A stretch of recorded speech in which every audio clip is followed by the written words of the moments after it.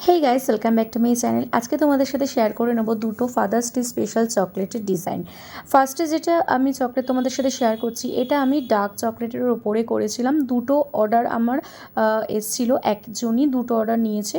তো একটা মিল্ক চকলেটের ওপর, একটা ডার্ক চকলেটের ওপর। এইটা আমি যেটা করছি, এটা ডার্ক চকলেটের ওপরে বেস্ট ফাদার এভার লিখেছিলাম, ওপরে লেটার দিয়ে লিখেছিলাম। আর যে লেটারগুলো, এটা কিন্তু ম্যাঙ্গো ফ্লেভার দিয়েছিলাম। আর হচ্ছে এই যে ফ্লাওয়ারগুলো, একটা ফ্লাওয়ারগুলো গ্রিন কালার দিয়েছিলাম, আর একটা ফ্লাওয়ার আমি পিঙ্কের মধ্যে রেখেছিলাম।